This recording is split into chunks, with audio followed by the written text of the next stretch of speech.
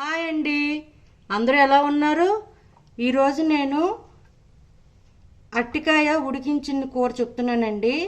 దీనికి కావాల్సింది అట్టికాయలు 2 ఇలా ముక్కలుగా కట్ చేసుకొని వాటర్లో శుభ్రంగా బాయిల్ చేసుకోవాలండి, ఇలా మెత్తగా ఉడికేదాకా.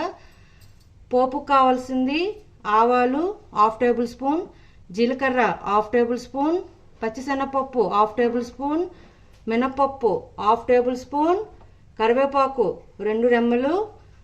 ఇది పచ్చిమిర్చి అల్లం అండి, పేస్ట్ లాగా చేసుకున్నాను. ఉప్పు తగినంత, ఇంగువ కొంచెం, ఆయిల్ సరిపడినంత. ఇప్పుడు ఒక కడాయి పెట్టుకొని దాంట్లో ఆయిల్ వేసుకుందామండి. ఆయిల్ వేడెక్కిందండి. ఇప్పుడు దీంట్లోన పచ్చిశనగపప్పు,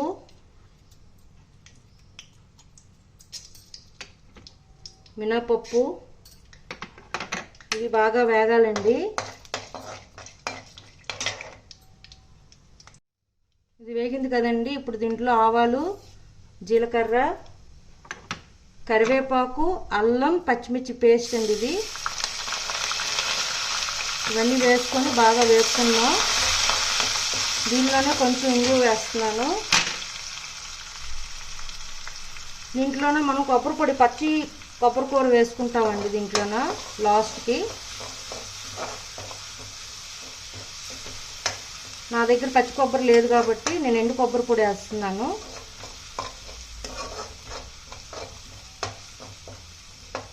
ఇది బాగా వేగాక మనం ముందుగా ఉడికించి పెట్టుకున్న అరటికాయ ముక్కల్ని దీంట్లో వేసేస్తున్నానండి.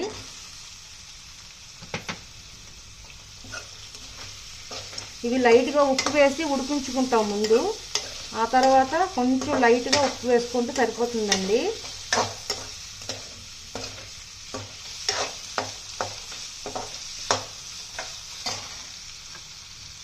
చూడండి, ఈ మాత్రం వేస్తున్నాను ఉప్పు. నేను వేసుకొని ఒక 10 మినిట్స్ ఇలా వదిలేద్దామండి. అంతేనండి, ఈ కూర ఫ్రై అయిపోయిందండి. ఇప్పుడు దీన్ని గ్యాస్ ఆఫ్ చేసి సర్వింగ్ బౌల్లోకి తీసుకుందాం. చూడండి, అరటికాయ ఉడికించిన కర్రీ రెడీ అండి. మీకు నచ్చినట్లయితే like, share and subscribe it. Bye.